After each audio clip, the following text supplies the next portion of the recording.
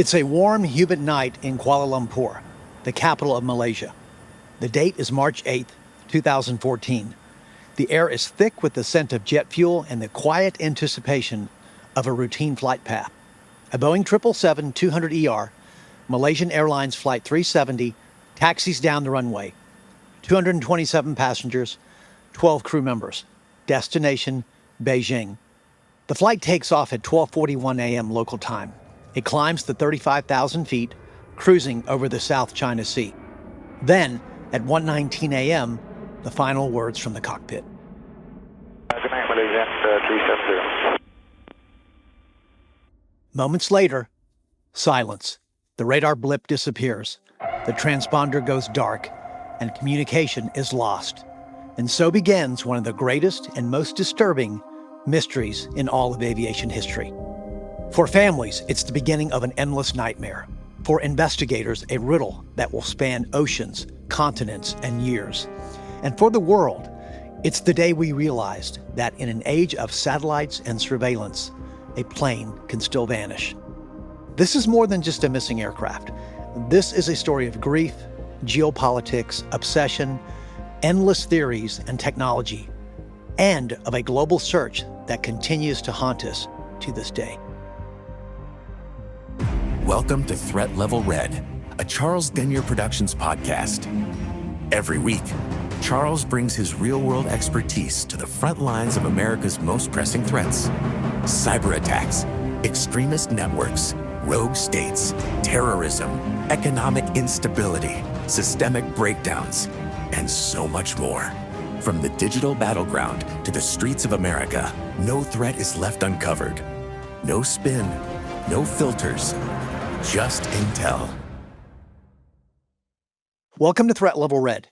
I'm your host, Charles Denyer, and this is episode 2, Where's the Plane? The Disappearance of Malaysian Airlines Flight 370.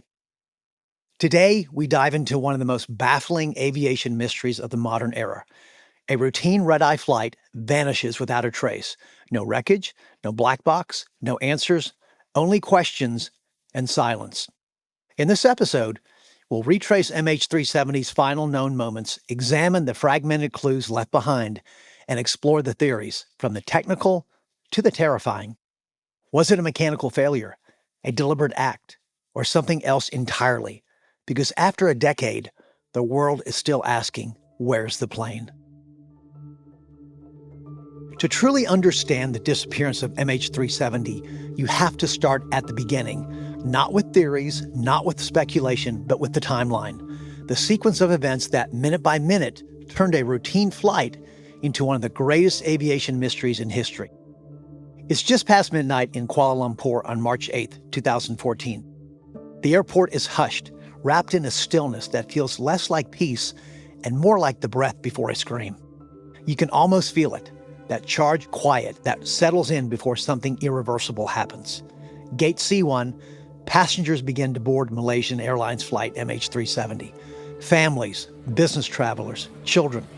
12 crew members, 227 passengers, 239 souls on board. The Boeing 777 stands ready. It's massive, gleaming, yet it's unaware that it's about to become a ghost. At 12:41 a.m., MH370 lifts off from runway 32R and climbs steadily to 35,000 feet. Everything looks normal. Malaysian 370, climb flight level 350. Climb level 350, Malaysian 370. Until it doesn't. At 1:07 a.m., the plane's onboard systems send what should have been just another automated message, a standard ACARS message, a transmission reporting engine performance. But it's the last one ever received. A scheduled follow-up at 1:37 never comes. Investigators would later believe the ACARS system was deliberately disabled. At 1:19 a.m., as the plane approaches Vietnamese airspace at the Agari waypoint, Malaysian Air Traffic Control instructs the crew to contact Ho Chi Minh Air Traffic Control.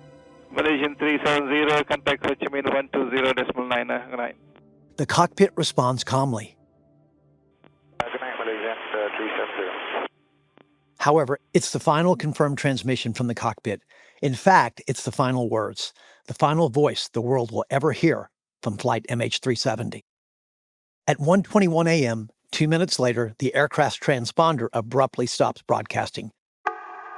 This isn't a glitch. According to experts and Boeing engineers, it was manually shut off, just like the ACARS. With the flip of a switch, MH370 disappears from civilian radar. However, the plane doesn't crash. In fact, it makes a sudden, deliberate turn, banking a hard left at 180 degrees, cutting back across the Malaysian Peninsula and out into the Andaman Sea. Military radar picks it up. It's still flying, silently, invisibly, but completely off course. Now, between 2 a.m. and 2:40 a.m., in one of the most haunting moments of the investigation, something unexpected happens. Near Penang Island, the co-pilot's phone, yes, his personal cell phone, briefly connects to a cell tower below. It doesn't place a call or send a text, but it reaches for a signal. That fleeting connection suggests somebody was still alive on the airplane, still moving, still doing something. At 2:25 a.m., something else stirs. The aircraft's satellite data unit, the SDU, silent for nearly an hour, reboots and reconnects to a satellite operated by Inmarsat, a British telecommunications company. This logon request wasn't automatic. Something triggered it. Maybe a power cycle, maybe a reset, maybe someone flipped another switch. From this point forward, MH370 enters into what investigators call the silent flight. There are no voices, no data, but once every hour, the aircraft sends a simple automated satellite handshake, a ping, just a whisper that says, "Hey, I'm still here." So if we follow the Inmarsat ping timeline, it tells us this. At 2:25 a.m., there's a logon request and satellite communication is restored. At 3:41 a.m., this is the first automatic handshake. Then every hour thereafter are handshakes until the sixth and final full handshake at 8:11 a.m. And then something changes. At 8:19 a.m., an abnormal partial ping is received. It's what investigators call a logon response. It's likely the result of a power loss or fuel exhaustion. Experts believe this was the moment MH370 was experiencing a high and increasing rate of descent and finally crashed into the southern Indian Ocean, thousands of miles from where it was supposed to be. No mayday, no debris field, just gone. A plane full of people, erased from radar, unreachable by radio, and trailed only by digital ghosts whispering across space. This is more than a disappearance. It's a tear in the fabric of aviation itself. A mystery that stretches across continents, across theories, and across years. And it begins right here in the silence. So stay with us because what happens next only deepens the darkness.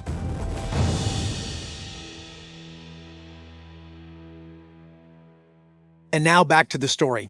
When flight MH370 disappeared from radar in the early hours of March 8th, 2014, confusion reigned. Was it an accident, a hijacking, a miscommunication? What was it?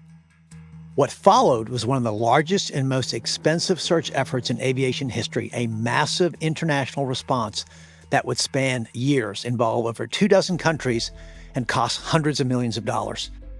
Initially, the search began in the South China Sea, where MH370 was last tracked by civilian radar. But within days, Malaysian military radar revealed the aircraft had turned a hard west, flying back across the Malay Peninsula, up the Strait of Malacca, and out toward the Andaman Sea. This revelation expanded the search area dramatically. Then came a breakthrough. Inmarsat, who I just spoke about earlier, that's the British satellite telecommunications company that detected those 7 handshakes or automated hourly pings from MH370 to a satellite over the Indian Ocean. These weren't voice communications, but routine attempts by the plane to connect with the network, even as its transponder and ACARS remained off. Using a mathematical analysis of Doppler shift data, experts at Inmarsat and at the UK's Air Accidents Investigation Branch, the AAIB, concluded the aircraft had flown for another 6 hours after its last known location. Now, this analysis generated 2 potential arcs: a northern corridor over Central Asia and a southern corridor deep into the Indian Ocean. With no radar coverage in the north and no debris found in any neighboring countries in the north, the southern arc became the focus, with the planes supposedly traveling south over the Indian Ocean. Armed with this information, on March 24, 2014, the Malaysian Prime Minister made the following shocking announcement. It is therefore with deep sadness and regret that I must inform you that according to this new data, Flight MH370 ended in the southern Indian Ocean. Yet this conclusion was based solely on satellite data. There were no remains, no black box, just mathematics. Families were devastated. Many refused to accept it. "If you can't show me the plane," one grieving father said, "then how do I know she's dead?" And as for the search efforts, between March 18th and April 28th of 2014, the surface search consisted of almost 24 ships and 345 military aircraft sorties, covering more than 4.6 million square kilometers of ocean. That is massive. The effort then transitioned into its final and most complex phase, detailed imaging and a deep sonar search of the ocean floor, approximately 1,800 kilometers southwest of Perth, Australia. During this time, Australia established the Joint Agency Coordination Center to oversee the search, with Malaysia, China, and Australia leading the international effort. However, despite years of exhaustive work, the search yielded no confirmed wreckage, only scattered pieces of marine debris later found along the coasts of Africa and nearby islands. Sadly, on January 17th, 2017, the official search was suspended, marking the end of one of the most expensive search operations in aviation history. According to the final report from the Australian Transport Safety Bureau released in October of 2017, at that time, the search cost approximately $155 million.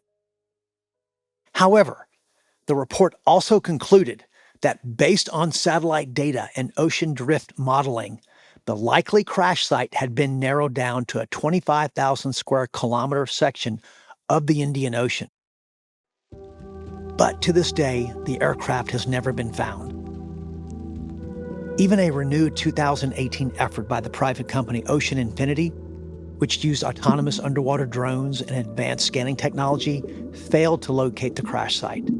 Now, Ocean Infinity is at it again at the time of this recording, and they're expected to resume in late 2025, so the world will no doubt be anxious to see if they find anything. At any rate, this begs a critical question. If the most advanced international teams, satellite tracking, deep-sea drones, and multi-nation coordination couldn't find MH370, did we even search in the right place? Don't go anywhere, the mystery gets deeper.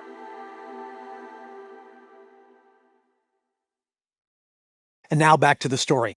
Every major airline disaster leaves behind a trail of data: black boxes, wreckage, flight logs.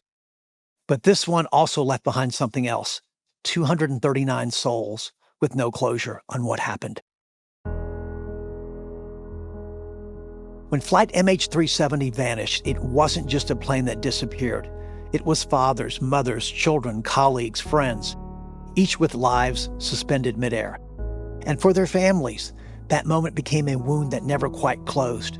In Beijing, anguished relatives gathered at the Lido Hotel, clinging to hope. Day after day, they waited for updates. When none came, many accused the Malaysian government and Malaysian Airlines of withholding the truth. "They are hiding something," a woman cried out at a press conference, clutching a framed photo of her son. On the 25th of March, 2014, more than 200 family members of the Chinese passengers protested outside the Malaysian embassy in Beijing. In Kuala Lumpur, Grace Nathan, a young Malaysian lawyer, waited for news about her mother, who had been on the flight. In interviews with the New York Times and BBC, Grace recalled checking her phone obsessively for days, even weeks, refusing to believe her mother was gone, while also remembering her mother's strength. She was always the one that everyone went to. She was the one that held us together, the glue that kept all of us together. And in France, Ghislain Waterloo lost his wife and two of his children. His pursuit of justice became a years-long campaign, culminating with lawsuits and formal demands for a reinvestigation. even going so far as to state that MH370 was actually shot down. One reason is there is something or someone in the plane that should not land in Beijing. Yes. Or the other reason is you have terrorists in the plane that wanted to do another 11th of September somewhere, and then you had to shut down the plane. But imagine this haunting question. What's worse, knowing your loved one is gone or never knowing at all? Psychologists call it ambiguous loss, a type of grief that lacks resolution.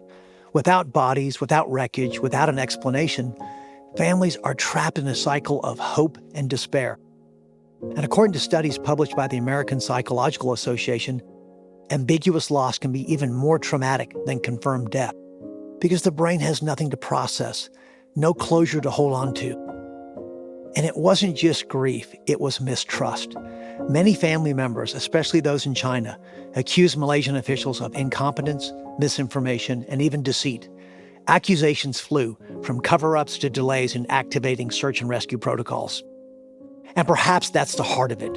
How can an interconnected global digital ecosystem full of satellites and countless other surveillance systems so advanced lose a plane so completely and leave behind nothing for the living? Was it bureaucratic failure, technological limits, or something deliberately concealed? Don't go anywhere. The mystery is far from over.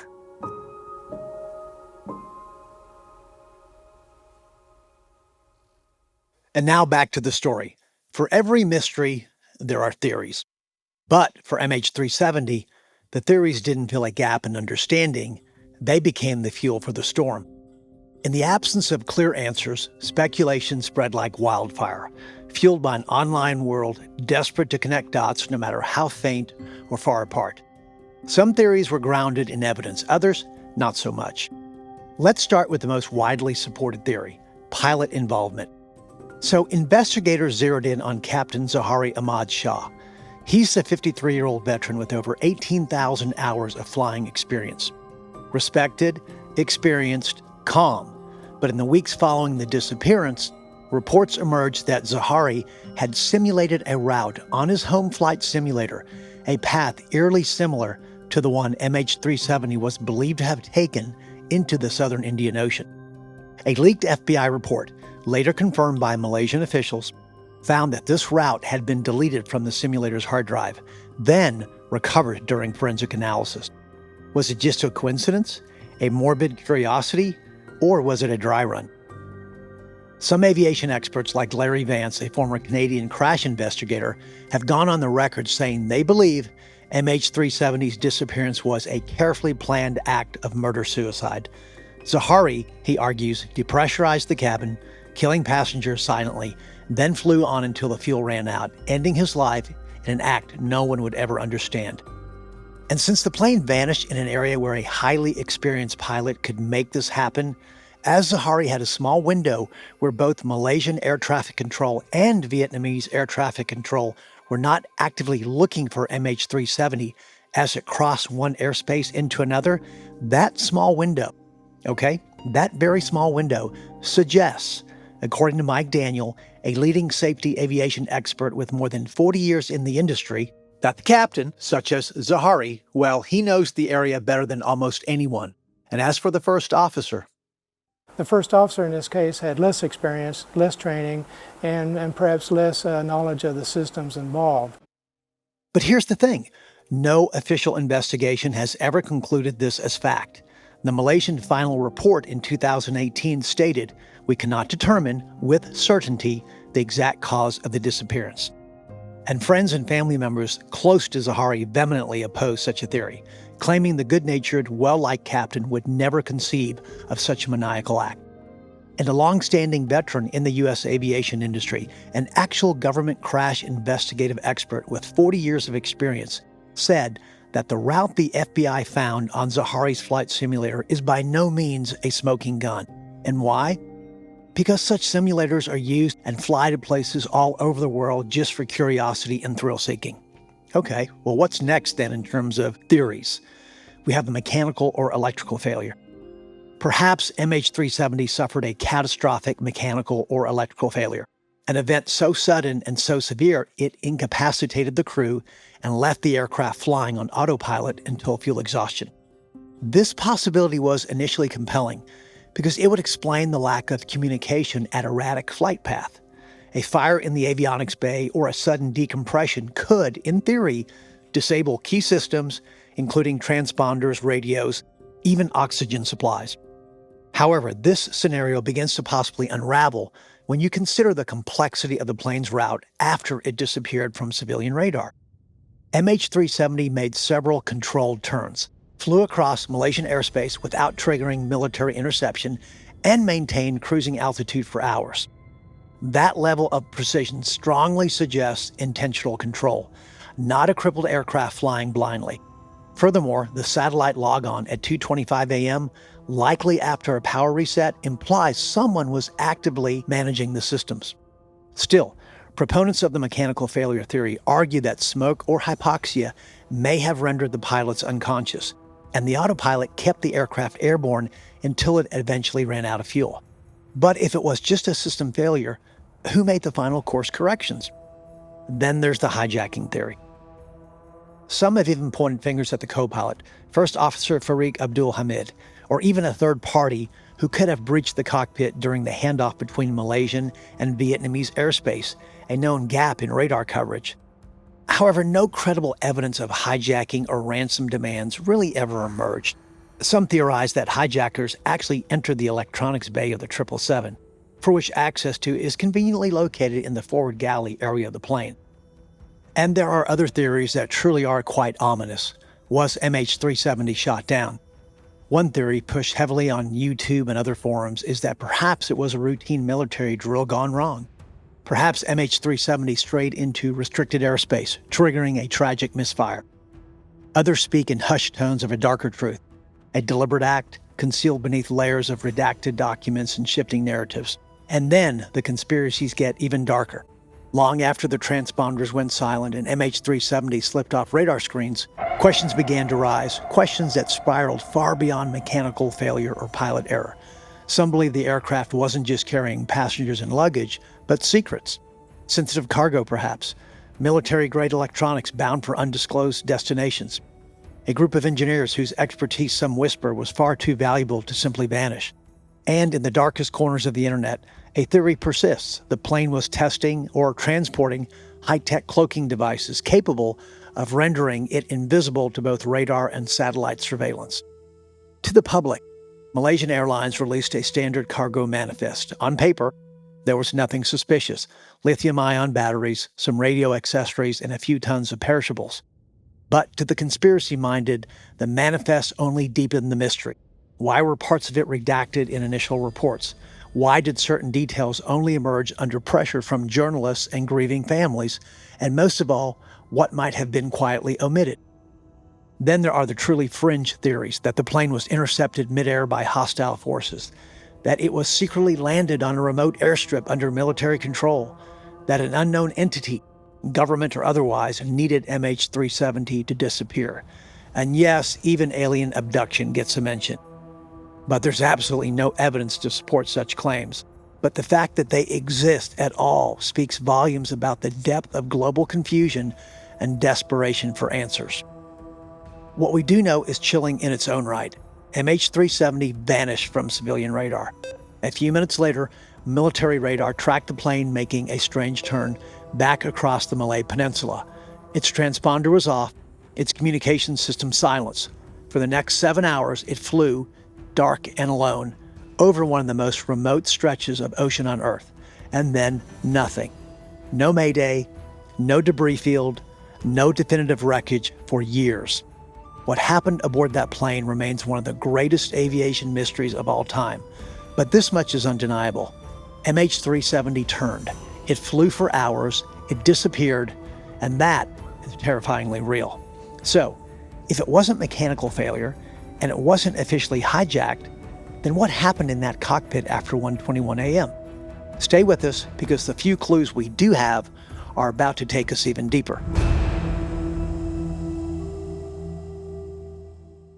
And now back to the story. After the speculation, the grief, the theories, what do we actually know? Not what we believe, not what we assume, but what hard evidence tells us. Let's start with the most physical clue of all, debris. On July 29, 2015, almost 17 months after Flight MH370 vanished, a flaperon, a movable part of the aircraft wing, washed up on Reunion Island off the coast of East Africa. In terms of size, a 777 flaperon is approximately 5 feet by 8 feet. So it was a rather large piece of debris that was found, at least in the context of MH370, where no debris had been found up until then. French aviation experts from the Accident Investigation Bureau, the BEA, examined the part and confirmed it belonged to MH370. It was the first concrete proof that the aircraft had ended its journey in the southern Indian Ocean. But almost immediately, that confirmation lit a fuse. Across forums, chat rooms, and social media platforms, a firestorm of conspiracy erupted. Some refused to believe it. Others went further, claiming the flaperon had been planted, that it was part of a cover-up, that the barnacles were too few or too wrong, that the paint didn't match, that someone somewhere wanted the world to think MH370 had crashed, when the truth was far more stranger or darker. The theories multiplied overnight. Who planted it? Why there? Why now? Some suggested it was a decoy to steer search efforts away from the aircraft's real location. Others claimed it was a distraction from classified cargo, hijacking plots, or political agendas. The more the experts spoke, the more the public doubted. Because by that point, MH370 had become more than a missing plane. It had become a symbol of everything the world couldn't explain. And so, even in the moment where facts finally broke through the fog, uncertainty and suspicion surged back in. A single piece of wing had floated thousands of miles, but it carried with it the full weight of global obsession, unanswered grief, and a mystery that refuses to die. Regardless, over the next few years, more debris followed. Parts of the horizontal stabilizer, engine cowling, and interior panels were found on the beaches in Mozambique, Tanzania, Mauritius, and Madagascar. At least 20 items of debris were eventually confirmed or deemed highly likely to be from MH370. These pieces, tattered, barnacle-covered, sun-bleached, told a silent story. Many had distinctive features matching Boeing parts from the 777 family.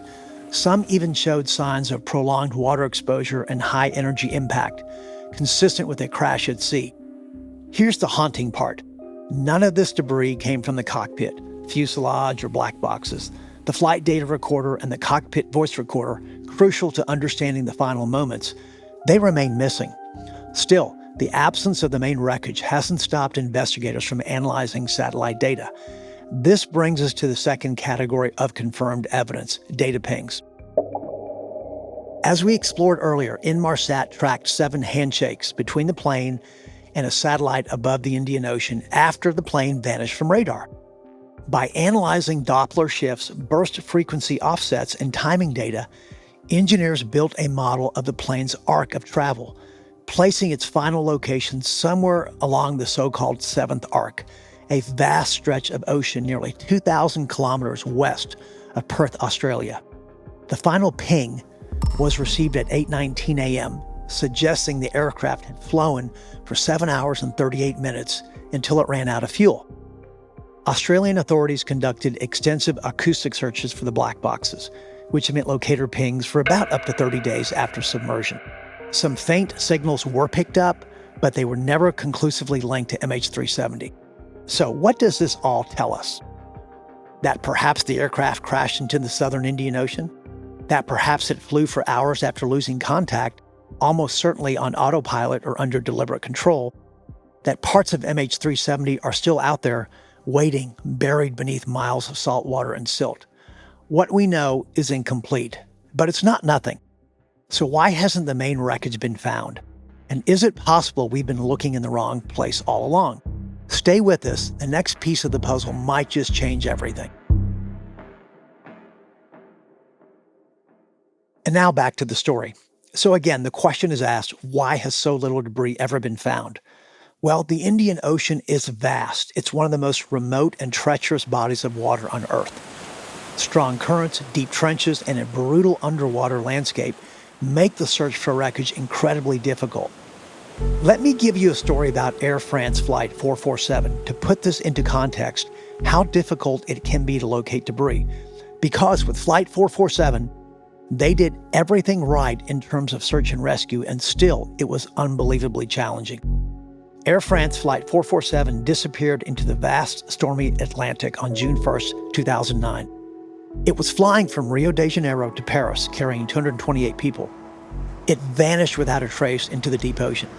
Thanks to satellite data, search teams quickly narrowed down a crash site. Within a week, they had recovered the plane's vertical stabilizer. That haunting piece of wreckage confirmed the worst had happened. But the real challenge was only beginning. The main wreckage and the crucial black boxes lay buried deep beneath the sea. They were hidden in a rugged underwater mountain range, and the search was incredibly tough. Crushing depths and treacherous terrain slowed everything down. Despite a massive multinational effort, it took nearly 2 years of painstaking underwater exploration. And finally, investigators retrieved the flight recorders, the black boxes. And when the main wreckage was found, it was nearly 24 miles from the original search zone. So, compare this incident with a lot of known variables for Air France Flight 447 to the many unknowns for MH370, and this still was a Herculean effort to get the debris in black boxes. Up next, the cultural impact and global reflection on MH370.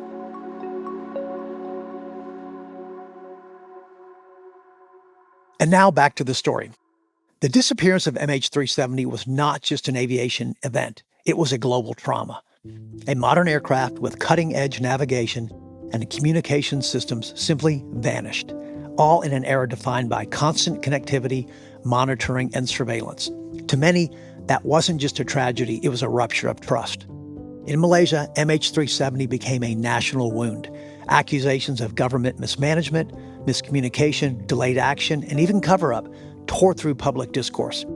Citizens questioned the competence of leadership and the reliability of Malaysia Airlines, and the ability of a small nation to actually handle a disaster on a global scale. In China, where the majority of the passengers hailed from, it triggered protests, parliamentary debates, and a complete media storm. Editorials from major outlets in China sharply criticized the handling of the crisis.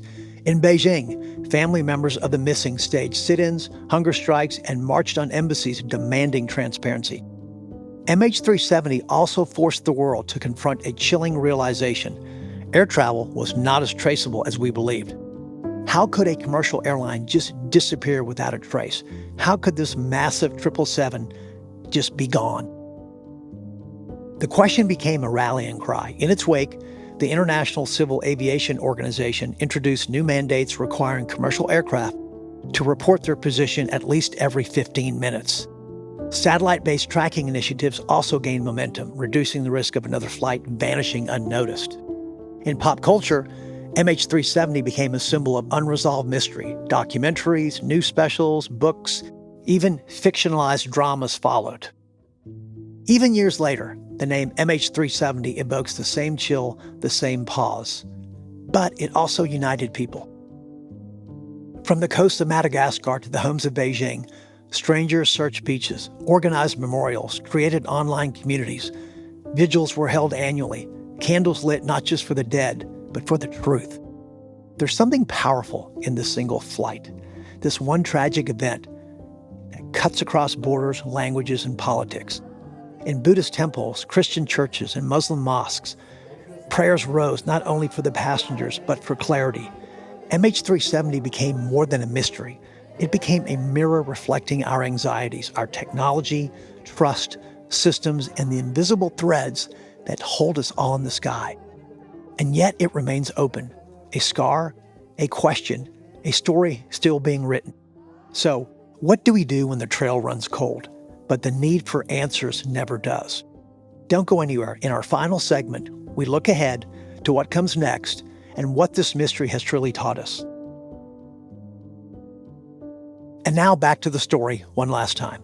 It's been over a decade, to be exact, over 11 years since 239 people boarded on a plane in Kuala Lumpur, expected to land in Beijing. Instead, they became part of a mystery that would grip the world and never let go. We've explored the timeline, the search, the pain of the families, and the storm of speculation that has never really subsided. We've examined the evidence, however scattered, and questioned the systems that failed to protect or explain what went wrong. And through it all, one truth remains unshakable. MH370 has not been found. For some, that's enough to give up. For others, it's enough to believe anything. But for me, it's only the beginning. This isn't the end of my reporting on MH370. In fact, it's the start of something much bigger. In the coming episodes of Threat Level Red, we'll go deeper into every layer of this case. We'll speak about the individual lives aboard Flight 370 and the ripple effect of their loss, the logistical and political dead ends that derailed the search, the key players involved in investigating MH370, and yes, the controversial theories of how and why a massive 777 just vanished from the skies without a trace. Because we all have a right to know what really happened, especially the families who never received the answers they deserved. Not from Malaysia, not from anyone. This is about more than a plane. This is about truth, and truth doesn't vanish. You see, the story of MH370 isn't just one of tragedy. It's one of unfinished business. And as long as the questions remain, this podcast will be there asking them. Because those 239 souls deserve more than silence. They deserve to be found. So where do we go from here? What's left to uncover, and who's still fighting to keep this mystery alive? Stay with us. You haven't heard the last of Flight MH370, not by a long shot. In our next episode of Threat Level Red, Operation Neptune Spear, the killing of Osama bin Laden. The daring midnight raid that brought down Osama bin Laden, from the CIA's year-long manhunt to the Navy SEALs' boots hitting the ground in Abbottabad. We'll uncover the secret behind one of the most consequential missions in modern history. Thanks for listening. I'm your host, Charles Denyer. This is Threat Level Red. Threat Level Red is a Charles Denyer Productions podcast. For more information, visit charlesdenyer.com to learn more about current and upcoming podcasts and episodes, current and future book publications, professional services offered by Charles, and much more. All opinions expressed are those of the host and do not reflect the official positions of any government agency, military branch, or national security organization.